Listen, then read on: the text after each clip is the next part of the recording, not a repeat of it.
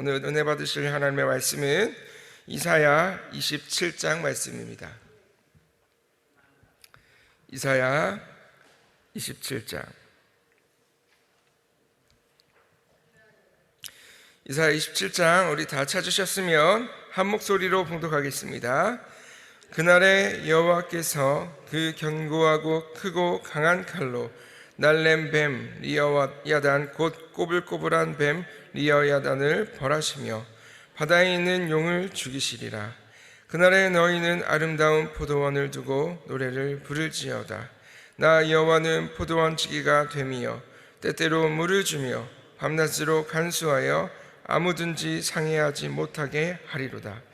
나는 포도원에 대하여 노함이 없나니 진려와 형극이 나를 대적하여 싸운다 하자. 내가 그것을 밟고 모아 불사르리라. 그리하지 아니할 것 같으면 나의 힘을 의지하고 나와 화친하며 나로 더불어 화친할 것이니라. 후일에는 야곱의 뿌리가 박히며 이스라엘의 움이 돋고 꽃이 필 것이라. 그들이 그 결실로 지면에 채우리로다. 주께서 그 백성을 치셨은들 그 백성을 친 자들을 치심과 같았겠으며 백성이 살육을 당하였은들 백성을 도륙한 자의 살육을 당함과 같았겠느냐. 주께서 백성을 적당하게 견책하사 쫓아내실 때에 동풍 부는 날에 폭풍으로 그들을 옮기셨느니라. 야곱의 불의가 속함을 얻으며 그 죄를 없이 함을 얻을 결과는 이로 인하나니 곧 그가 제단의 모든 돌로 부서진 횃돌 같게 하며 아세라와 태양상으로 다시 서지 못하게 함에 있는 것이라. 대저 견고한 성읍은 적막하고 거처가 황무하며 버림이 되어 광야와 같았은즉 송아지가 거기서 먹고 거기 누우며 그 나뭇가지를 먹어 없이 하리라. 가지가 마르면 꺾이나니 여인이 와서 그것을 불사를 것이라. 이 백성이 지각이 없으므로 그들을 지으신 자가 불쌍히 여기지 아니하시며 그들을 조성하신 자가 은혜를 베풀지 아니하시리라. 너희 이스라엘 자손들아, 그날에 여호와께서 창이라는 하수에서부터 애굽 시내까지 과실을 떠는 것 같이 너희를 일일이 모으시리라. 그날에 큰 나팔을 울려 불리니 아수르 땅에서 파멸케 된 자와 애굽 땅으로 쫓겨난 자가 돌아와서 예루살렘 성산에서 여호와께 경배하리라. 아멘. 우리 효와 행복 교재 보도록 하겠습니다. 효와 행복 교재 6월 17일 이사야 27장입니다. 우리 요절 말씀은 이사야 27장 7절입니다. 우리 같이 읽겠습니다. 주께서 그 백성을 치셨은들 그 백성을 친 자들을 치심과 같았겠으며 백성이 살육을 당하였은들 백성을 도륙한 자의 살육을 당함과 같았겠느냐. 아멘. 우리 징계하시는 아버지의 마음이라는 내용으로 우리 밑에 내용 같이 읽겠습니다. 감당할 수 없는 시련 앞에서 하나님의 사랑을 의심해 본 일이 있는가? 하나님의 징계로 전쟁과 포로로 끌려갈 위기에 처한 남유다 백성이 그런 상황에 처해 있다.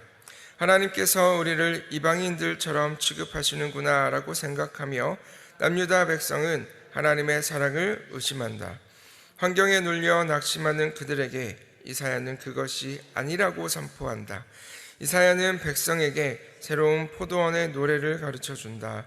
들포도를 맺은 포도원을 안타깝게 여기시던 하나님께서 포도원을 포기하지 않으시고 다시 경작을 시작하기로 작정하신다.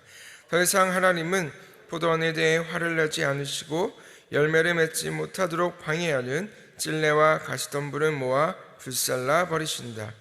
이사야는 하나님의 사랑을 의심하는 백성에게 질문을 던진다.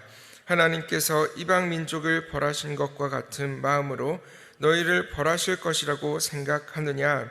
이사야는 택한 자녀를 징계하시는 하나님의 마음을 읽으라고 말한다. 하나님이 주신 징계는 우리의 죄에 합당한 아버지의 사랑이며 징계의 목적은 속죄와 회복이라고 증거한다. 하나님은 징계를 통해 이들의 마음에 있는 불신앙의 찌꺼기를 제거하신다. 오늘날 성도를 향하신 하나님의 마음도 사랑이다. 하나님은 우리를 사랑하지 않으신 적이 한 번도 없으시다. 자식이 잘 되라고 매를 드는 부모님과 같이 하나님은 성도의 형통을 위해 사랑의 매를 드신다. 하나님이 주시는 징계를 감사하게 받고 속히 돌이켜 거룩한 백성다운 삶을 살자. 부모님이 주시는 사랑의 매가 자녀를 반듯하게 하듯이 하나님의 징계는 의로움이 깃든 평화로운 열매를 맺게 한다. 아멘. 우리 오늘 봉독한 말씀을 가지고 잠시 은혜를 나누길 원합니다. 여러분 혹시 정원을 가꾸어 보신 적이 있으십니까? 작은 화단이든 집 앞에 작은 텃밭이든 정원을 가꾸는 일은 생각보다 손이 많이 갑니다. 처음에는 씨를 심고 물만 주면 잘 자랄 것 같지만 막상 해보면 그렇지는 않습니다. 물을 너무 많이 줘도 문제가 생기고 또 너무 적게 줘도 금방 시들어 버립니다. 햇빛도 필요하고 바람도 필요하고요. 어떤 때는 또 잎이 누렇게 변하기도 합니다. 어떤 때는 벌레가 생기기도 하죠. 그래서 정원을 가꾸는 사람은 그냥 바라보고 있지만은 않습니다. 흙이 말랐는지 계속 살펴보기도 하고요. 잎이 병들었는지 확인하기도 합니다. 필요하면 가지를 잘라내고요. 잡초가 자라면 뽑아냅니다. 겉으로 보기에는 식물을 아프게 하는 것처럼 보일 수도 있습니다. 하지만 사실은 살리기 위한 손길인 것이죠. 우리의 삶도 그렇습니다. 하나님은 우리를 그냥 내버려 두지 않으십니다. 때로는 우리를 위협하는 악을 막으시면서 또한 우리를 세심히 돌보십니다. 때로는 우리 안에 깊이 자리 잡은 죄와 우상들을 제거하시기도 하시며 우리가 나아가야 할 예배의 자리로 우리를 다시 부르십니다. 왜냐하면 하나님은 우리가 어떻게 해야 행복하게 잘 자라는지를 너무나도 잘 아시기 때문이죠. 그래서 이사야 27장은 포도원의 비유를 통해서 이러한 하나님의 마음을 우리에게 잘 보여주고 있습니다. 실제로 성경에서 이 포도원이라는 이미지는 너무도 일관되게 이스라엘 그리고 하나님의 백성을 표현하는 그런 단어로 등장을 하고 있습니다. 이사야 5장 7절에는 이렇게 기록이 되어 있는데요. 대저 만군의 여호와의 포도원은 이스라엘 족속이요 그의 기뻐하시는 나무는 유다 사람이라. 이처럼 자기 백성을 포도원처럼 지키시고 돌보시는 하나님의 마음과 우리에게 베풀어 주시는 은혜를 오늘 말씀을 통해서 함께 살펴보고자 합니다. 그래서 오늘의 첫째로 하나님은 우리를 삼키려는 악을 심판하십니다. 오늘 본문 말씀 1절 말씀인데요. 제가 봉독해 드리겠습니다. 그날의 여호와께서 그 견고하고 크고 강한 칼로 날렘 뱀 리워야단 곧 꼬불꼬불한 뱀 리워야단을 벌하시며 바다에 있는 용을 죽이시리라. 아멘. 여기서 리워야단이라는 말이 나옵니다. 이 말은 쉽게 말하면 하나님의 백성을 위협하는 거대한 악의 세력을 가리키는 말입니다. 뱀처럼 교묘하고 용처럼 두려움을 주고 바다 괴물처럼 사람의 힘으로는 감당하기 어려워 보이는 그러한 악입니다. 당시 하나님의 백성에게는 아수르나 바벨론이나 애굽 같은 그런 강한 나라들이 그런 존재처럼 느껴졌을 수도 있습니다. 너무 크고 강해서 이길 수 없어 보이는 그런 세력이었죠. 그런데 하나님께서는 말씀하십니다. 뭐라고 말씀하시냐면 그 날에 여호와께서 벌하시며 죽이시리라. 하나님은 악을 그냥 두지 않으십니다. 세상에는 물론 우리가 이해할 수 없는 악들이 너무나 많이 있죠. 정직하게 살려는 사람을 힘들게 하는 일들도 있고요. 약한 사람을 짓누르는 힘도 있습니다. 또한 우리 안에도 우리를 묶어두는 그런 죄의 습관들이 있죠. 분노, 욕심, 두려움, 불신앙, 미움, 그런 낙심, 이러한 부정적인 마음과 악들이 우리의 마음을 올가매곤 합니다. 그래서 때때로 우리는 악을 보면서 낙심합니다. 왜 하나님께서는 가만히 계실까? 왜 이런 일들이 계속될까? 우리는 생각합니다. 하지만 성도 여러분, 악이 너무나도 우리의 눈에 커 보인다고 해서 하나님보다 큰 것은 아닙니다. 죄가 오래 버틴다고 해서 영원한 것도 아닙니다. 하나님의 백성을 삼키려는 이 리워야단이 너무나도 크고 무서워 보여도 하나님의 칼 앞에서는 아무것도 아님을 잊지 않으시는 저와 여러분 되었으면 좋겠습니다. 견고하고 크고 강한 칼을 가지신 하나님께서 정하신 때에 반드시 악을 심판하실 것입니다. 그러므로 이 말씀은 무서움을 주기 위한 말씀이 아니라 성도에게 소망을 주기 위한 말씀입니다. 하나님이 악을 심판하신다는 것은 하나님의 백성이 악에게 영원히 잡아먹히지 않는다라는 것입니다.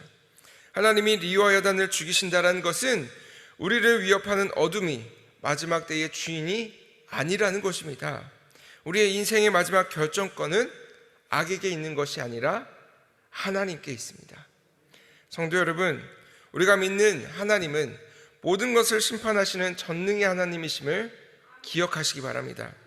우리가 살아가는 이 세상은 어둠의 세상 주관자들이 있어서 여전히 악한 영들이 활개를 치고 있지만 두려워할 필요가 없습니다. 세상이 아무리 강해 보여도, 죄가 아무리 끈질겨 보여도 우리를 붙드신 하나님께서 더 크심을 기억하시기 바랍니다. 그래서 하나님이 악을 반드시 심판하실 것을 믿으며 담대히 믿음으로 서시는 저와 여러분 되었으면 좋겠습니다. 오늘의 둘째로, 하나님은 자기 백성을 포도원처럼 지키십니다. 오늘 본문 말씀 2절에서 3절 말씀인데요, 그날에 너희는 아름다운 포도원을 두고 노래를 부를지어다. 나 여호와는 포도원지기가 됨이요 때때로 물을 주며 밤낮으로 간수하여 아무든지 상해하지 못하게 하리로다. 아멘. 하나님께서는 자신을 포도원지기로, 또 하나님의 백성을 포도원으로 비유하십니다. 포도원은 그냥 저절로 열매를 맺지 않습니다. 포도원에 반드시 손길이 필요합니다. 물을 주고 병든 가지를 살펴야 하며 짐승이 들어오지 못하도록 막아야 합니다. 그래서 이 말은 하나님께서 직접 돌보시겠다라는 말입니다. 하나님은 자기 백성을 멀리서만 지켜보시는 분이 아니라는 것이죠. 그리고 이 말씀은 이사야 5장과 비교해서 보면 더 분명해집니다. 이사야 5장에서는 하나님의 포도원, 이스라엘 백성이죠. 이들이 아름다운 풍성한 포도를 맺는 것이 아니라 들포도를 맺었습니다. 하나님은 좋은 열매를 기대하셨지만 그 백성은 하나님이 기뻐하시지 않는 열매를 맺었습니다. 그래서 심판을 받게 되죠. 그런데 이사야 27장 오늘 본문 말씀에서는 하나님께서 다시 말씀하십니다. 내가 지키겠다. 내가 물을 주겠다. 내가 밤낮으로 간수하겠다 말씀하고 계신 것입니다. 실패한 백성을 하나님께서 다시 돌보시겠다는 것이죠. 성도 여러분, 우리도 마찬가지입니다. 우리는 늘 좋은 열매만 맺는 사람들이 아닙니다. 믿음으로 살겠다 하면서도 어느새 흔들리고 있는 우리들의 모습을 발견하게 되죠. 하나님만 의지하겠다라고 말하면서도 나도 모르게 사람을 의지하고 있는 것을 발견하게 됩니다. 또한 사랑하겠다라고 고백하면서도 누군가를 미워하고 있죠. 그래서 우리의 삶을 되돌아보면 하나님 앞에서 부끄러울 때가 너무나 많다라는 것이죠. 그런데 하나님은 이러한 우리를 버리지 않으십니다. 하나님은 우리에게 다시 물을 주시고요, 다시 말씀으로 깨우십니다. 또 다시 우리를 예배의 자리로 부르시는 것입니다. 그래서 여기에서 중요한 것은 열매의 시작은 우리에게 있지 않다라는 것입니다. 우리는 내 스스로의 힘으로 열매를 맺으려고 하지만 우리의 힘만으로는 열매를 맺을 수가 없습니다. 우리는 하나님이 물을 주셔야만 사는 존재입니다. 하나님이 지켜주셔야 우리가 견딜 수 있고요, 하나님이 직접 돌봐주셔야 우리가 열매를 맺을 수 있는 것입니다. 그래서 요한복음 15장 5절 말씀에서 예수님께서도 이렇게 말씀하시죠. 나는 포도나무여 너희는 가지니 저가 내 안에 내가 저 안에 있으면 이 사람은 과실을 많이 맺나니 나를 떠나서는 너희가 아무것도 할 수 없습니다. 아멘.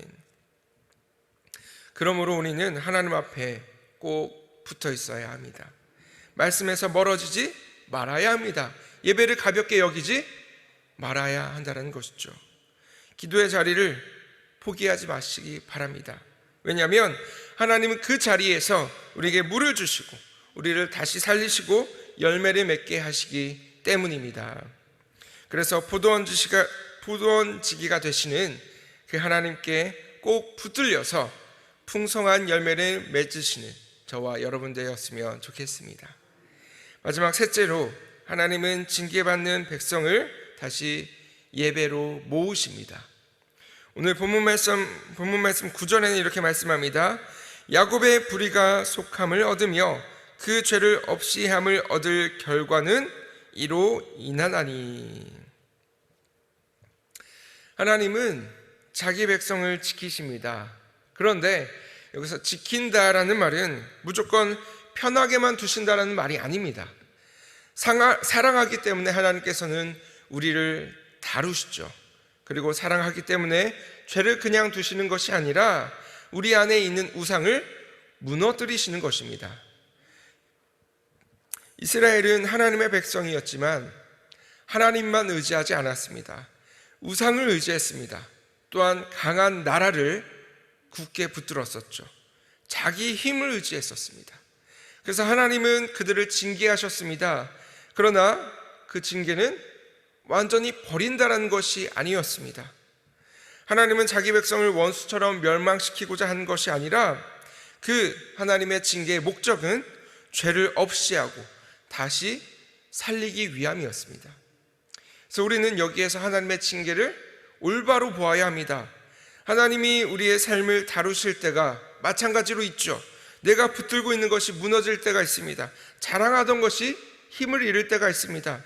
의지하던 것이 더 이상 나를 지켜주지 못할 때가 있습니다. 그럴 때 우리는 당황하게 됩니다. 너무나도 또 힘들고 또 아픔을 겪게 되죠. 그러나 그 시간이 우리를 죽이기 위한 시간이 아니라 하나님께로 돌이키는 시간일 수 있습니다. 물론 우리가 당하는 모든 고난이 단순히 하나님 앞에 잘못하고 죄를 지어서라고 말할 수는 없습니다. 그렇게 말하는 것은 우리가 조심해야 하죠. 그러나 분명한 것은 하나님께서 고난의 시간 속에서도 우리를 다루시고 계시고 우리 안에 있는 우상을 보여주시며 하나님께로 돌이키는 시간이 된다라는 것입니다. 하나님은 우리를 망하게 하시려고 흔드시는 분이 아니십니다. 하나님께만 뿌리 내리게 하시기 위해서, 또한 아름다운 열매를 맺게 하시기 위해서 우리를 흔드시는 것입니다. 그리고 오늘 본문 마지막 13절은 이렇게 말씀합니다. 그날에 큰 나팔을 울려 불리니 아수르 땅에서 파멸케 된 자와 애굽 땅으로 쫓겨난 자가 돌아와서 예루살렘 성산에서 여호와께 경배하리라. 하나님께서는 흩어진 자를 모으십니다. 아수르 땅에 있는 자도 또 애굽 땅으로 쫓겨난 자도 하나님께서는 다시 부르시고 계신 것입니다. 그들이 돌아오는 목적은 단순히 편안하게 살기 위해서가 아닙니다. 여호와께 경배하라. 하나님은 그들을 다시 예배자로 세우시고 계신 것입니다. 이것이 바로 회복의 목적이다라는 것이죠. 우리가 하나님 안에서 건강해지고 일이 잘 풀리고 문제가 해결되는 것도 물론 감사한 일입니다. 그러나 성경이 말하는 회복의 가장 깊은 의미는 무엇이냐면 바로 예배입니다. 하나님을 잊었던 사람이 다시 하나님을 예배하는 것, 또 하나님이 아닌 다른 것을 붙들었던 사람이 다시 하나님께 엎드리게 되는 것, 이것이 바로 회복의 진정한 목적이다라는 것이죠. 내 삶의 중심을 다시 주님께 되돌리는 것, 그것이 바로 회복인 것입니다. 성도 여러분, 그래서 예수님은 흩어진 하나님의 자녀들을 모으시기 위해서 이 땅 가운데 오셨습니다. 십자가에서 우리의 죄를 담당하시고 부활로 우리에게 새 생명의 길을 열어주신 것입니다. 그리고 하나님께서는 그 열려진 길 위에서 오늘도 우리를 하나님께로 부르십니다. 죄와 염려와 세상의 소리에서 흩어진 우리들을 다시 하나님의 품으로 모으시고 계신 것입니다. 그래서 하나님의 부르심에 순종해서 내 삶의 중심을 하나님께 올려드리는 저와 여러분 다 되었으면 좋겠습니다. 사랑하는 성도 여러분, 이사야 27장은 우리에게 한 가지 분명한 소망을 줍니다. 하나님은 자기 백성을 포기하시는 분이 아니십니다. 악이 우리를 삼키려 할 때에 하나님은 리워야단을 심판하십니다. 우리가 약해지고 메말라갈 때에 하나님은 포도원지기가 되어서 우리에게 물을 주고 친히 지키신다라는 것이죠. 또한 우리가 죄와 우상 때문에 흩어질 때에 하나님은 큰 나팔을 불어서 우리를 다시 예배의 자리로 부르시고 계신 것입니다. 우리가 힘으로 이길 수 없어 보이는 현실이 있다고 할지라도, 우리의 의지로 해결할 수 없는 우리의 연약함이 있다 할지라도 좌절하지 말고 세심히 우리의 모든 것을 돌보시고 지키시는, 또한 살피시는 그 섬세한 그분의 손길을 의지하시는 저와 여러분이 되었으면 좋겠습니다. 두려움이 아닌 믿음으로 하나님께 나아갈 때에 하나님은 우리를 살리시고 다시 세우실 것입니다. 우리를 예배자로 일으켜 하나님이 주인 되시는 삶을 살아가게 하실 줄로 믿습니다. 그래서 이번 이 한 주간도, 또한 오늘 하루도 우리를 삼키려 하는 악보다 더욱더 크신 하나님을 바라보며, 또한 포도원지기이신 하나님께 붙들려서 오늘도 예배자로 살아가시는 저와 여러분 되시기를 예수님의 이름으로 간절히 축원드립니다. 아멘. 다 같이 기도하시겠습니다. 사랑과 은혜가 충만하신 하나님 아버지, 하나님, 우리가 이 악이 가득한 세상 가운데에서 주님 살아가면서 하나님 여전히 이 세상 가운데 창궐한 악을 바라보며, 또한 여전히 우리 안에 있는 죄악의 본성을 바라보며 주님 때로는 좌절하고 낭망할 때가 있음을 고백합니다. 하나님, 그러나 우리가 분명히 기억할 것은 하나님 그 모든 악보다도 크시며 그 모든 악을 반드시 심판하실 전능의 하나님께서 우리 아버지 되심을 우리가 기억하기를 원합니다.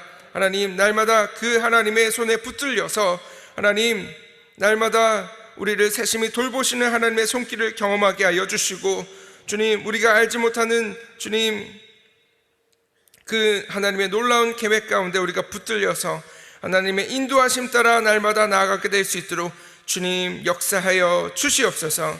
하나님, 오늘의 하루도 하나님의 손에 붙들려 살아가기를 원합니다.